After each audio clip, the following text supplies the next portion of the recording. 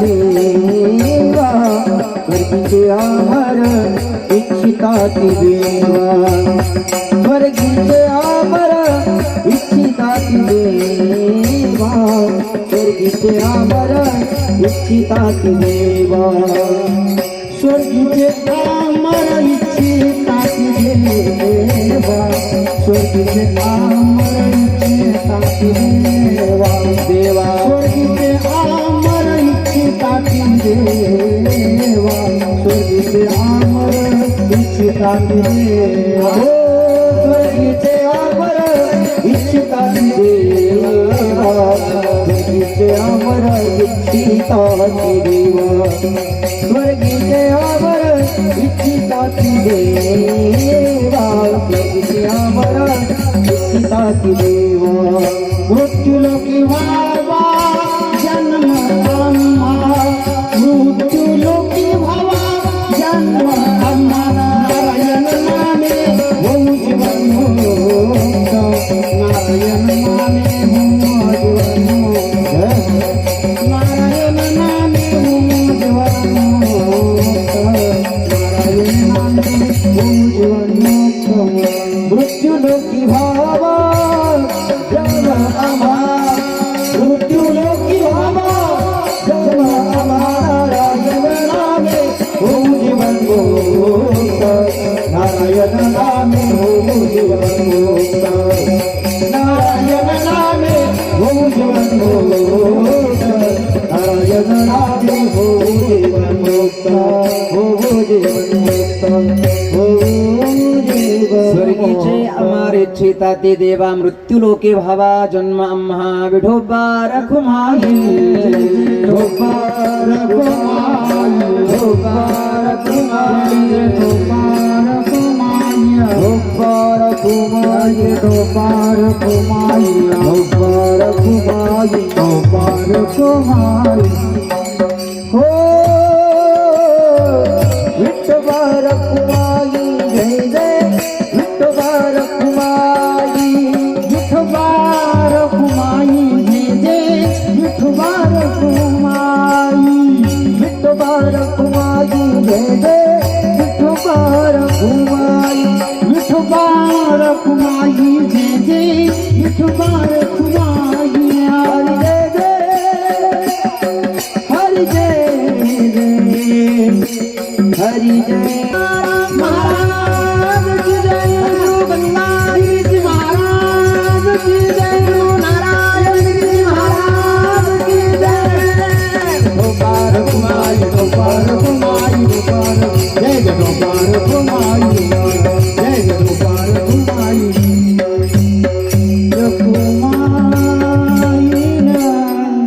स्वर्गीचे अमर इच्छिता ते देवा पुण्यकर्म जीवनामध्ये केला आणि स्वर्गाला एक वर्ग गेला.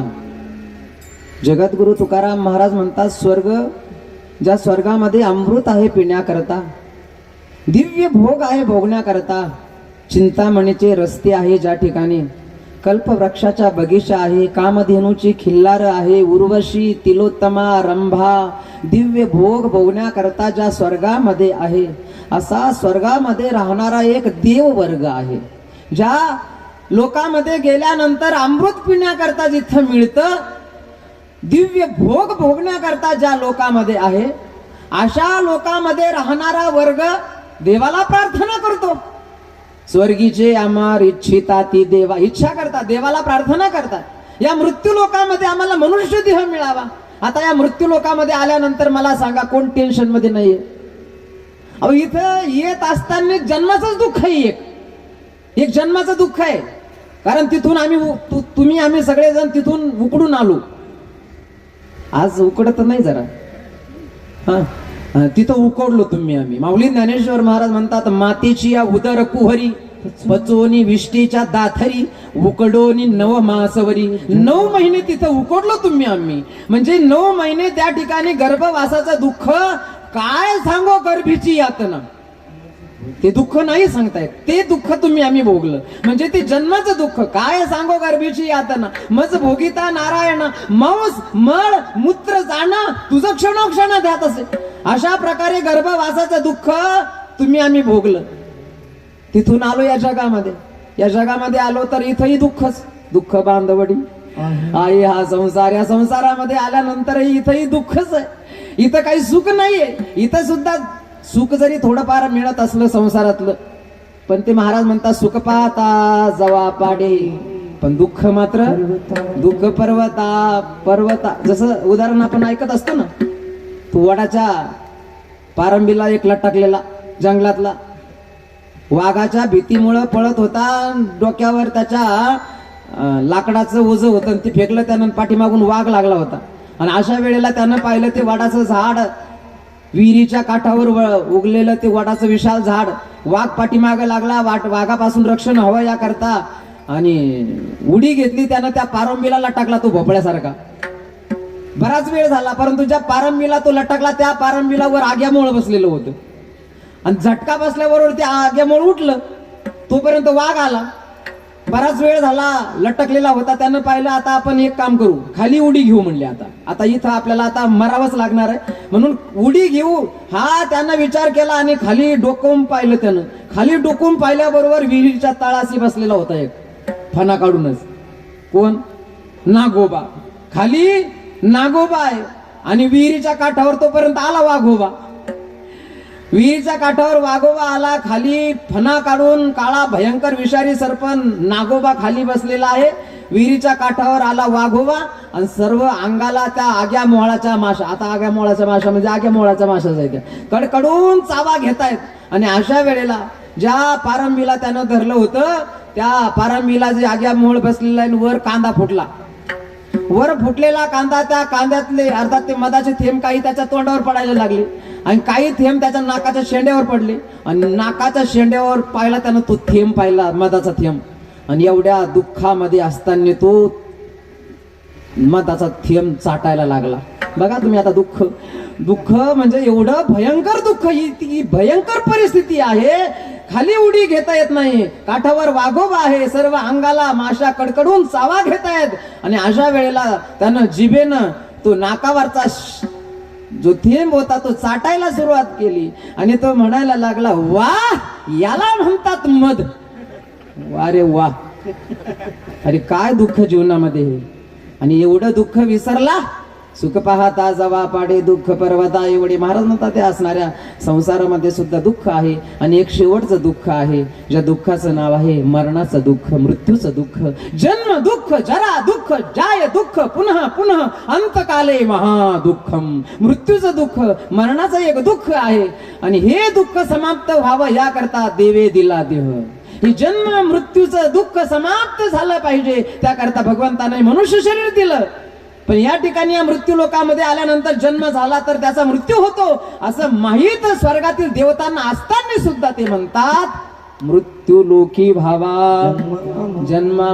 मृत्यू लोकामध्ये आम्हाला जन्म मिळावा. कारण मृत्यू लोकामध्ये नरदेहाला जर आपण आलो तर या नरदेहाला आल्यानंतर याची देही घडे देवाचे. कारण तुम्ही आम्ही कीर्तनाला आलो ना, बैल कीर्तनाला येतात का? म्हशी कीर्तनाला येतात का?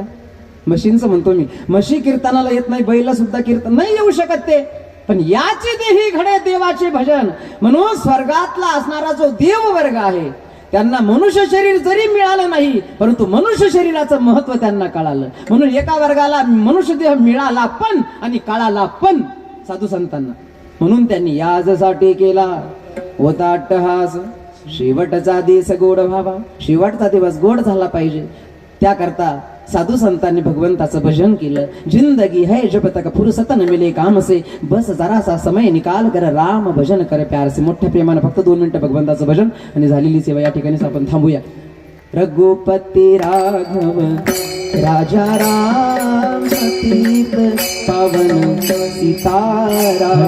रघुपती राघव राजा राम पतित पावन सीताराम. टाळी वाजवा 2 मिनिटं फक्त सर्वांच्या हाताने टाळी वाजवा आणि मुखाने भगवंताचं भजन करा.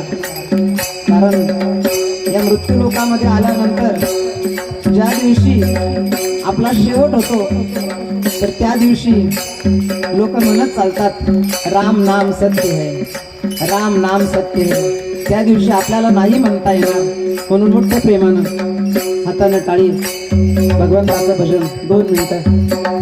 रघुपती राघव राजा राम पतित पावन सीता हरी रघुपती राघव राजा राम पतित पावन सीताराम पतित पावन सीताराम पतित पावन सीताराम पतित पावन सीताराम पतित पावन सीताराम पतित पावन सीताराम पतित पावन सीताराम पतित पावन सीताराम पतित पावन सीताराम रघुपति राघव राजा राम पतित पावन सीताराम रघुपति राघव राजा राम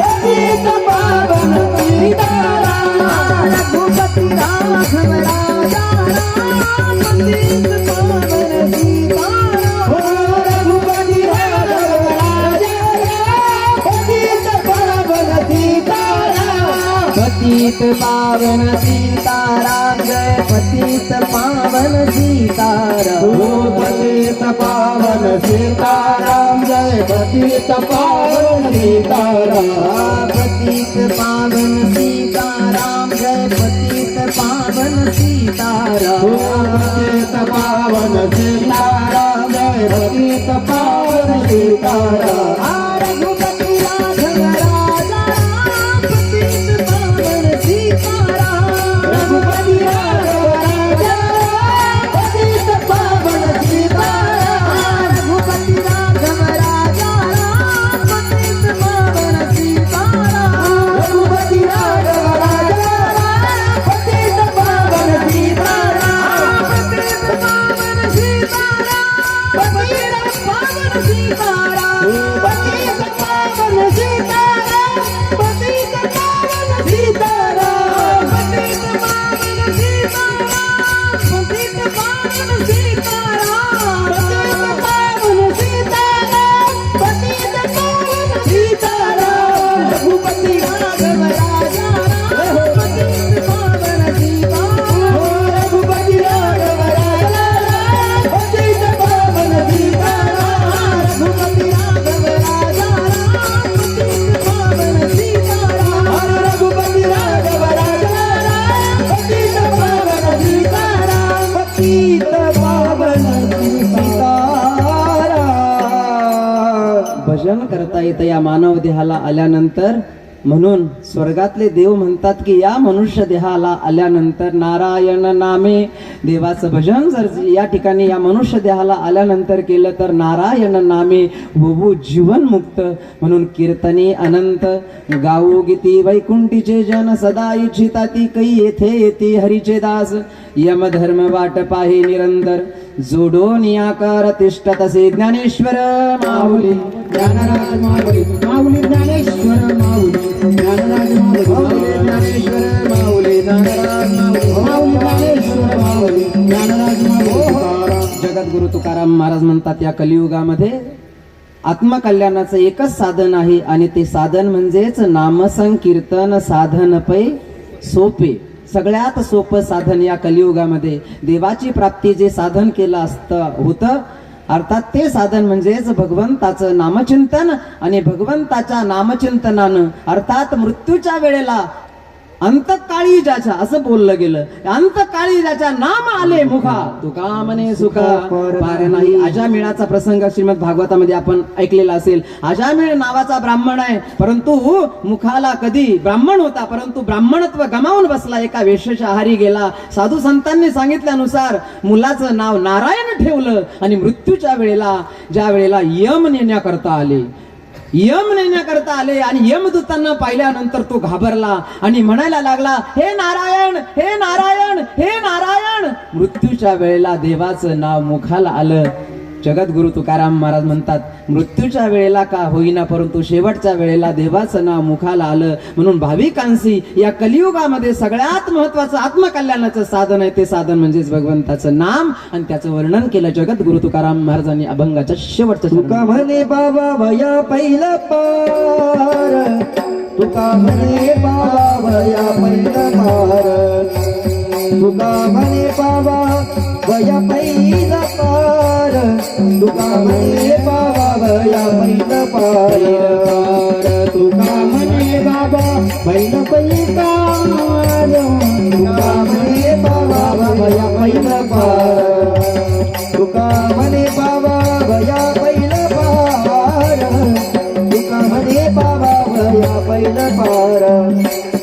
तुका म्हणे पावया वया पहिला तुका म्हणे पावा वया पहिला पार तुका म्हणे पावा वया पहिला पार तुका म्हणे पावा वया पहिला पार नाम मंत्र सारा भाविकासी नाम मंत्र सारा भाविकासी नाम मंत्र सारा भाविकासी नाम मंत्र भया भाविकासी नारायण नामे हो जीवन मोक्त नारायण नामे हो जीवन मोक्त नारायण नामे हो जीवन मोक्त नारायण नामे हो जीवन मोक्त नारायण नामे हो जीवन मोक्त नारायण नामे हो जीवन मोक्त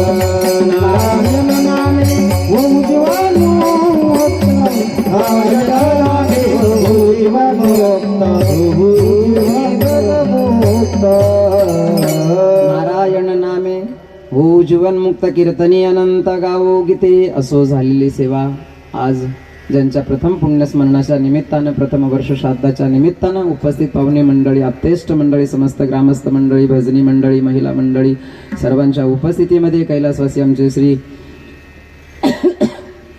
रावसाहेब भाऊ अर्थात रावसाहेब सखाराम पाटील शेळके आपल्यातून जाऊन भाऊंना 1 वर्ष पूर्ण झालं.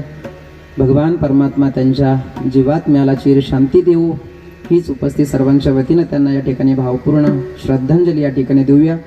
आणि यानंतर 2 शब्द भाऊ या ठिकाणी 2 शब्द फक्त बोला आणि त्यानंतर आपण उठूया, प्रसादान घेऊया. 2 मिनिटं भाऊ बोलतील आणि 2 मिनिटांमध्ये प्रसादान घेऊ.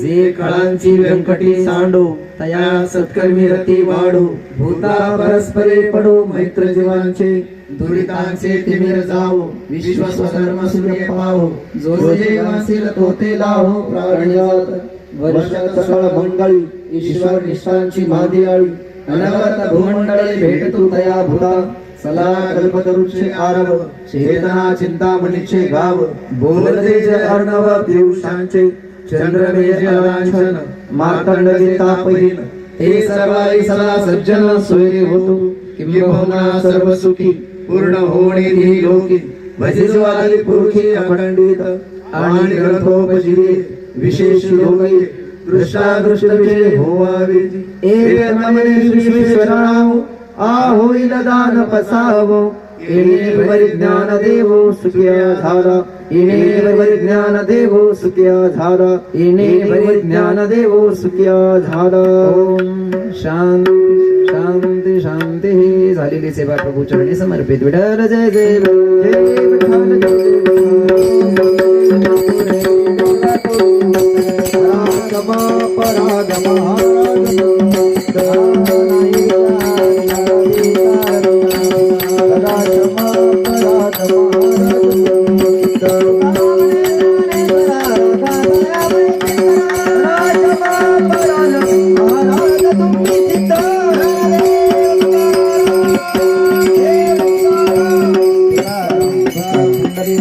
विठ्ठल श्री ज्ञानदेव तुकाराम महाराज